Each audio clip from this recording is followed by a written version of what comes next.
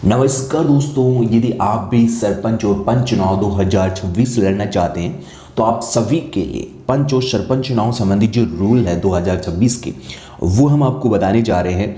आप जो है सरपंच कैसे बनेंगे, कितने बच्चे होने चाहिए, जमानत राशि क्या है, योग्यता क्या रखी गई है सरकार की ओर से पंच और सरपंच बनने के लिए। क्योंकि अभी जो नई ग्राम पंचायतें बनी हैं उनको लेकर काफ़ी सारे लोगों के सवाल थे कि उनके जो सरपंचों की योग्यता है वो क्या होगी। सरपंच बनना है तो ये जो 16 नियम जो स्टेट गवर्नमेंट की ओर से जारी हुए हैं वो आपको अच्छे से देखने हैं। इन्हीं के अकॉर्डिंग जो है आने वाले जो पंचायती राज चुनाव 2026 है उसकी तैयारी आपको करनी है। सरपंच चुनाव 2026 की सबसे पहले हम आपको नियमावली बताएंगे कि किन नियमों के तहत जो पंचायती राज चुनाव 2026 है वो होने जा रहे हैं। 2026 का जो सरपंच का चुनाव वो कैसे होगा, ये सरपंच नहीं बन पाएंगे। ये जो काफ़ी सारे ऐसे लोग हैं उनके पास निम्न प्रकार की जो योग्यताएं नहीं है उनको सरपंच नहीं बनाया जाएगा। सबसे पहले क्या अपडेट है, क्या आप भी पंच सरपंच बनने का सपना देखते हैं और अपने गांव या समुदाय की सेवा करना चाहते हैं? इस वीडियो में हम आपको पंच और सरपंच बनने के लिए आवश्यक योग्यताएं, चुनाव प्रक्रिया, जिम्मेदारियों के बारे में विस्तार से बताएंगे। यदि आप भी पंच और सरपंच बनना चाहते हैं और अपने समुदाय को बेहतर बनाने में योगदान देना चाहते हैं तो ये वीडियो आपके लिए बहुत ही जो है इम्पोर्टेंट है। पंच और सरपंच बनने के लिए आवश्यक कदमों और चुनौतियों के बारे में जानने के लिए इस वीडियो को देखें और अपने सपनों को पूरा करने की दिशा में पहला कदम बढ़ाएं। तो इस वीडियो में हम आपको ये जानकारी बताएंगे कि यदि आप भी पंचायती राज चुनाव 2026 में पंच और सरपंच प्रधानी चुनाव लड़ना चाहते हैं तो इस वीडियो में हम आपको जानकारी समझाएंगे। सबसे पहले आपको क्या बताया गया है, क्या आप भी पंच सरपंच बनने का सपना देखते हैं? अगर हाँ तो ये वीडियो आपके लिए बहुत इंपॉर्टेंट है।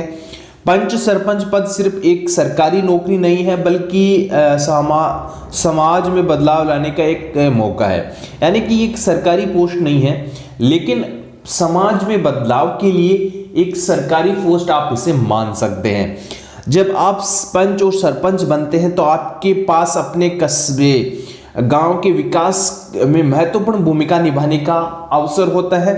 आप न केवल समस्याओं का समाधान कर सकते हैं बल्कि अपने समुदाय की आवाज भी बन सकते हैं। ये जिम्मेदारी सिर्फ सम्मान की बात नहीं है बल्कि अपने व्यक्तिगत विकास का भी एक हिस्सा है। तो अगर आप चाहते हैं कि आप अपने गांव में सुधार हो तो खुद तैयारी करें, चुनाव प्रक्रिया को समझें, अपने लोगों से मिले और उनके मुद्दों को समझें।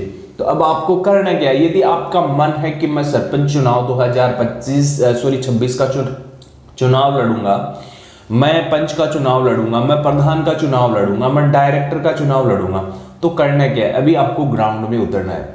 ग्राउंड में जो भी समस्याएं हैं उनको नोट करना है, उन समस्याओं को जनता के बीच रखना है, उनका किस प्रकार समाधान होगा वो जनता की राय सलाह मशवरा आपको करना है। उसी के अकॉर्डिंग आपकी जो है पहचान बन जाएगी।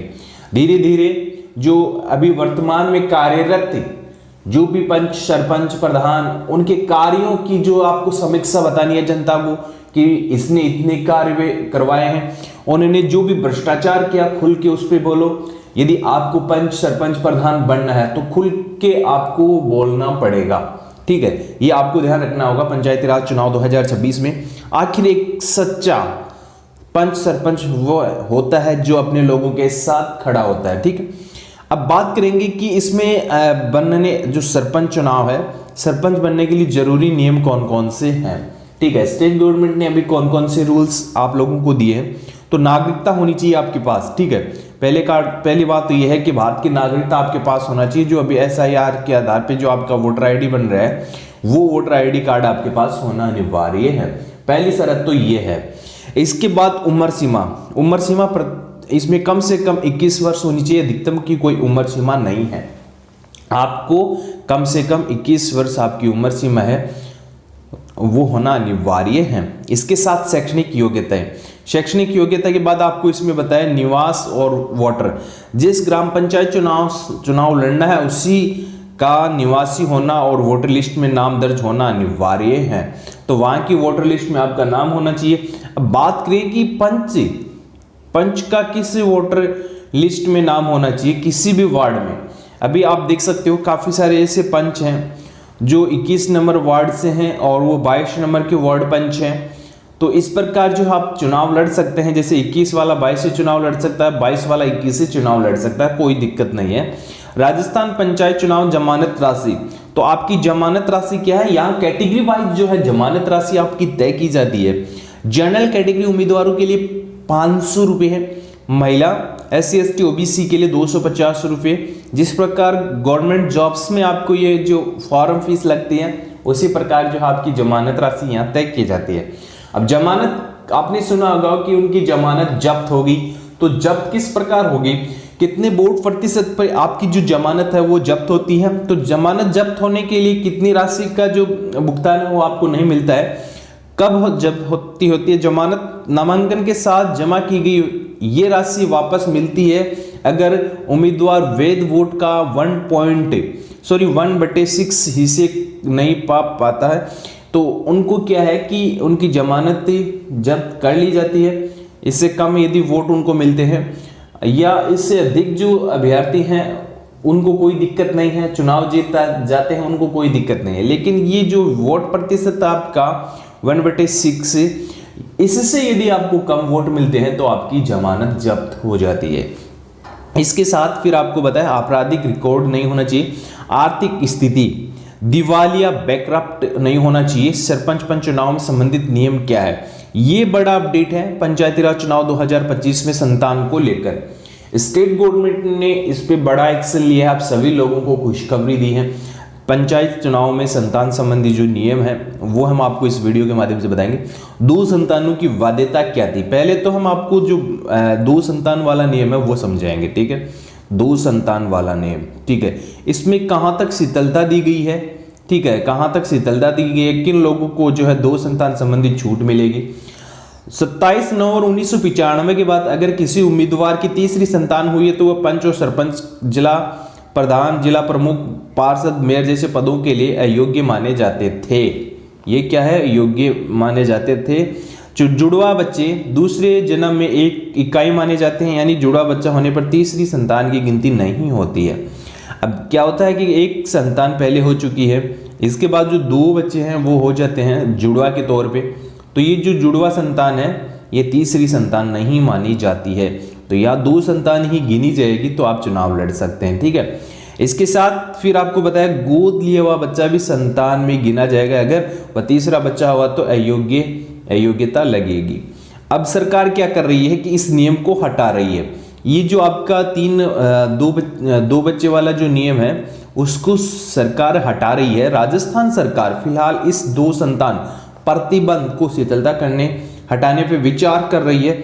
मंत्री जावर सिंह खरा ने संकेत दिए हैं कि जब सरकारी कर्मचारियों के लिए 3 संतान की पाबंदी हटा दी गई है तो जो जनप्रतिनिधियों के साथ भेदभाव क्यों है। अभी तक कोई अंतिम फैसला तो नहीं आया, लेकिन ये रिपोर्ट आ चुकी है कि जो तीसरी संतान संबंधित जो भी रूल्स है वो फिलहाल के लिए हटाए जा सकते हैं।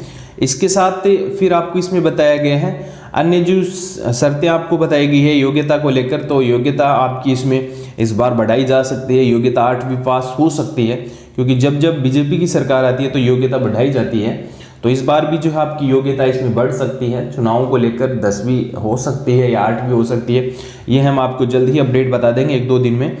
उसका आपको थोड़ा और वेट कर लेना है, आप कमेंट कर सकते हैं, हम आपको कमेंट में जवाब दे देंगे।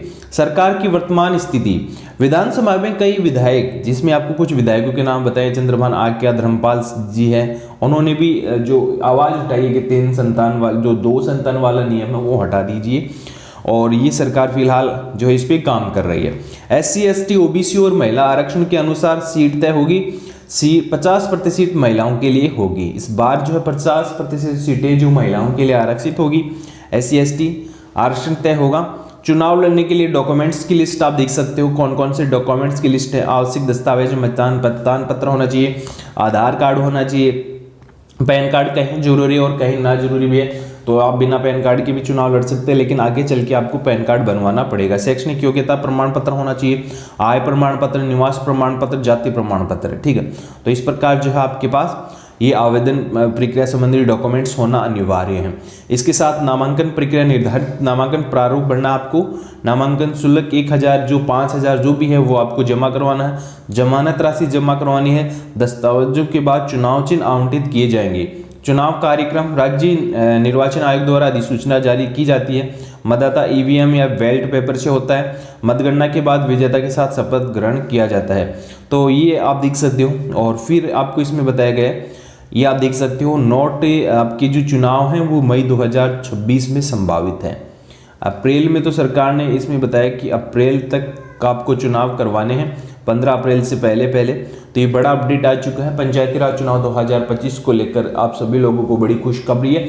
यदि आपको कुछ नियम समझ में नहीं आए या कोई पंचायती राज चुनाव 2026 के लिए आप कोई अन्य जानकारी प्राप्त करना चाहते हैं, आप हमें कमेंट कर सकते हैं, आपको कमेंट में जवाब मिल जाएगा।